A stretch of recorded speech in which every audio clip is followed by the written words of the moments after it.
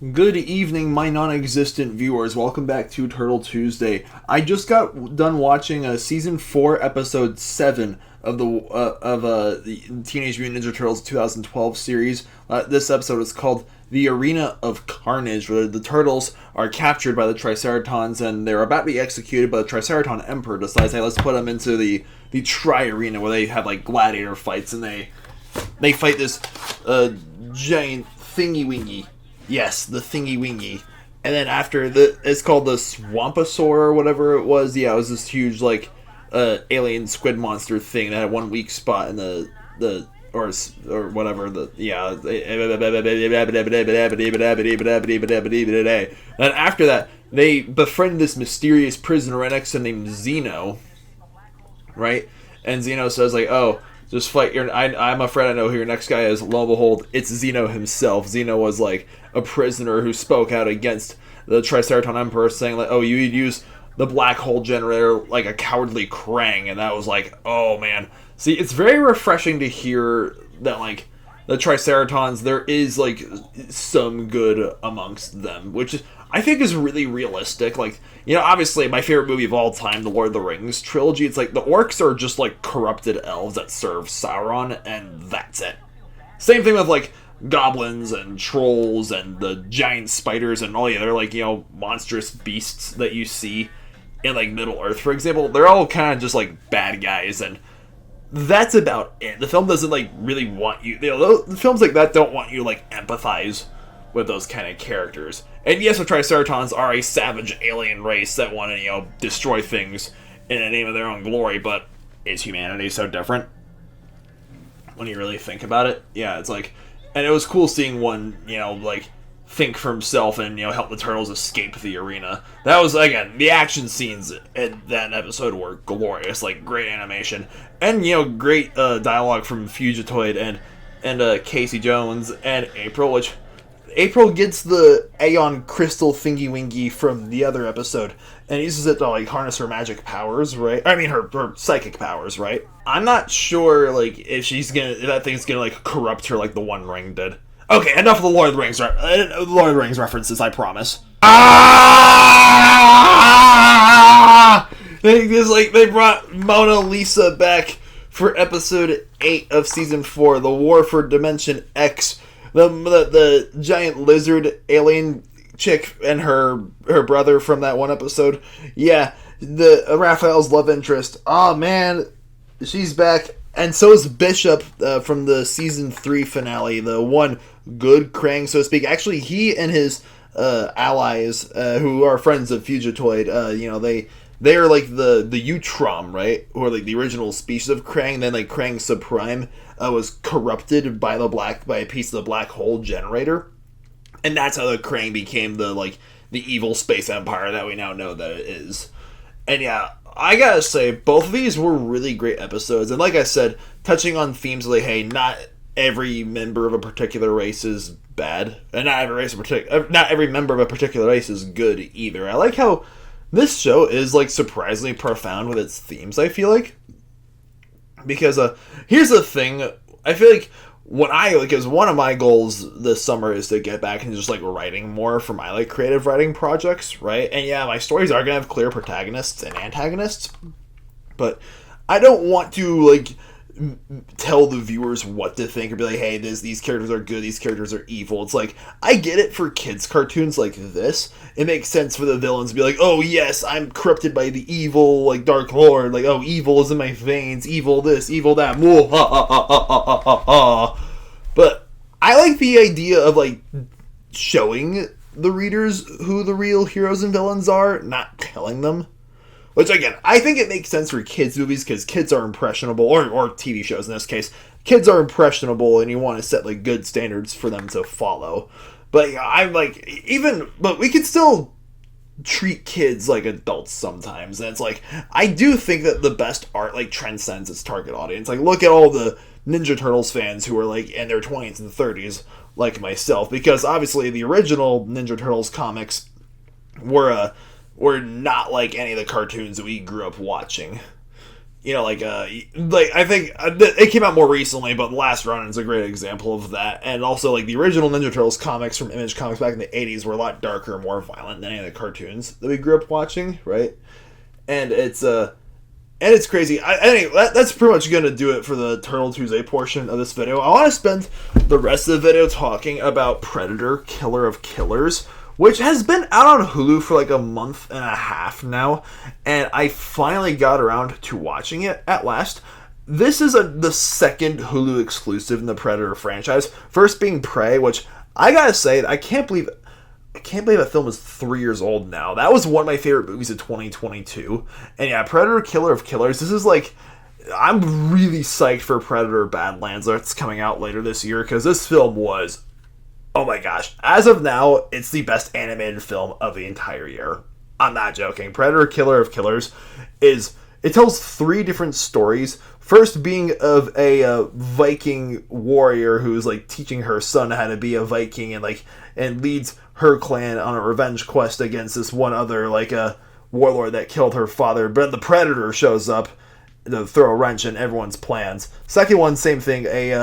A disgraced samurai warrior runs away and becomes a ninja, and the ninja fights the other samurai. But then a predator shows up, and he and his brother, who's the new samurai warlord, have to work together, take down the predator. And last but not least, it's set during World War II, where a mechanic turned fighter pilot has to work with other fighter pilots to take down another predator that's attacking their airships. I gotta say, I think making this animated was the right goal, because I think this would have been redonkulously, well, first of all, stupidly expensive to do all this, jumping around 3 different time periods. And there's actually another setting, which I won't get into for spoilers, but yeah, that's jumping around all these different places. That would have been really expensive for the budget. And also, there's just a lot of scenes, I feel like, the animation just makes it so much better. This film, the animation is flawless, and it is insanely brutal. I've watched a lot of violent movies in my day, but this one was like, wow. As far as animated films go, this one might just top the list. There's not just the predators that are killing dudes throughout the film, but also the human characters fighting other human characters. The Viking, the Ursa, that's her name, facing the one other Slavic tribes people, and there's loads of decapitations, people getting dismembered, this, that, and the third. And of course the samurai scenes, the samurai duels, I'm holding my circus katana right now, just dudes hacking each other to pieces, and the World War II pilots, there's flying. It's easy to forget that World War I was worse for soldiers, World War II was worse for civilians. Yeah, there's no civilian casualties here, but still, you don't need to be Saving Private Ryan to depict World War II and for how brutal it is. Even if there's an alien predator zooming around, killing things. Yeah, there's just it successfully makes you care about all the characters that you see throughout the film, and it carries on the franchise's themes of strength is kind of a weakness. You can't rely on just your weapons and your strength and your combat skills to take down the predator. You have to outsmart the predator, right? And we see more of that throughout this film, and it's and yeah, we all, because like I said, Prey was one of my favorite movies of 2022, and what I loved about that film was how it took this beloved franchise and made it a period piece. And it's the fans want to see, hey, I remember, ever since that film was released 3 years ago, people want to be hey, let's get more historical, history-themed Predator films, where Predator faces, different warriors throughout human history. Well, I guess the Fox was hey, ask and you shall receive, because we got 3 stories in one package. I so wish this film was in theaters, because like Prey, this film is a Hulu exclusive, and both films would have just been so mesmerizing on a big screen. Can you imagine that? For those of you who've seen this film, that would have been amazing. But missed opportunity once again. Anyways, I gotta say, yeah, Predator Killer of Killers. If you have Hulu like myself, give it a watch. You haven't seen it yet. I have to give it an 8 out of 9 stars. It's a fabulous film. Yeah, like I said, the movie Prey is 3 years old now. Not only that, I got a little bit of a confession to make. I'm not actually recording this on a Tuesday. I'm recording this very late Monday night. It's almost midnight, so I'm gonna edit this video and just start and just upload it tonight so you guys can wake up to this Tuesday morning for Turtle Tuesday, right? I just got home from Colorado. I flew my sister and her fiance and we all met up at my mom and my stepdad's new house out in Colorado. It's on the outskirts of Denver, and we all celebrated my uncle and my my stepdad's side of the family and friends for their new wedding reception. Yeah, I've had a crazy weekend, but I'm back now, and I expect a photo dump of that as well, and some more drawings on my Instagram page coming pretty soon. So this video is going up on Tuesday. I'm gonna, still see, I decided to, just knock this out tonight so I can, just see a movie for Discount Tuesday tomorrow. And a particular video that you guys have requested me to make, I think for those of you who've requested it, you know who you are. That's coming soon too. And I'm also going to make my photo montage of all the zoo photos I've taken for my zoo job that ended 2 weeks ago here in Columbus from worst. Not what the heck am I saying? Not from worst to best. Just all the filmed zoo photos I've taken from November all the way till July up until my last day at my zoo job this year. Yeah. Stay tuned for that. I'm determined to get that one done by the end of the week. So I think that one I'm going to work on first after after I see a movie tomorrow. And what else? Oh yes, and I just there's a particular graphic novel that I just binge read on my flight home from Colorado to back home in my new home in Columbus now. Yeah, I read this whole comic front to back without spoiling. I want you guys to be surprised what it is. I could not put it down. I'm so excited to review it. But yeah, that's the latest and greatest, I can't speak tonight. Yeah. The reason why I'm bringing up how Prey is 3 years old now, it's today being Monday, the reason why I'm recording this on a Monday, it's July 21st. It's yesterday marked 3 years since I quit my old job at Dogtopia in Fort Collins.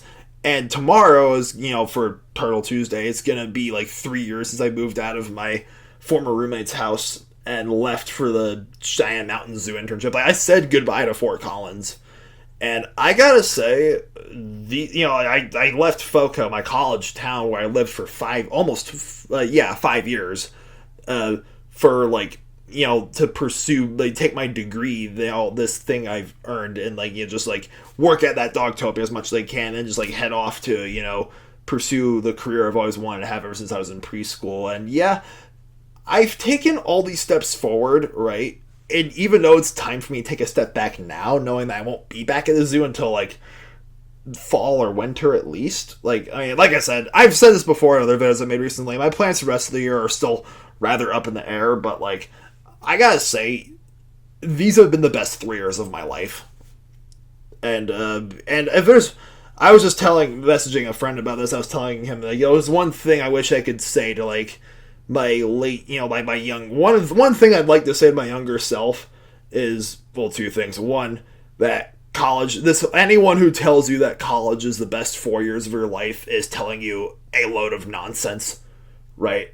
I do look back on my college years way more fondly than all the other years prior to it, but I look back on these past 3 years a lot more. Now I'm done with school, I'm done with projects, homework, exams, that's something that I have a lot more time for the things I enjoy. Yes, I'm a very busy, stressed out guy with working and looking at jobs and trying to pursue my career and be more independent and stuff like that. It does get stressful, but I still have a lot more time. I still manage to find time for the things that I enjoy doing. And that's a huge blessing that I really take for granted sometimes.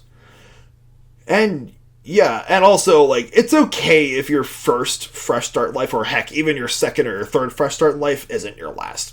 Because I moved around, ever since I graduated from CSU, I've moved a total of 6 times, including this past one here to Ohio, and it's yeah, I had to go to all those places to get to this one. But yeah, tangent over. I gotta upload this video sometime a little after midnight. And I gotta get some rest. Thank you all so much for watching. If you guys enjoyed, hit that thumbs up like button, please, and subscribing to my channel, and have a good night. Stay beastly.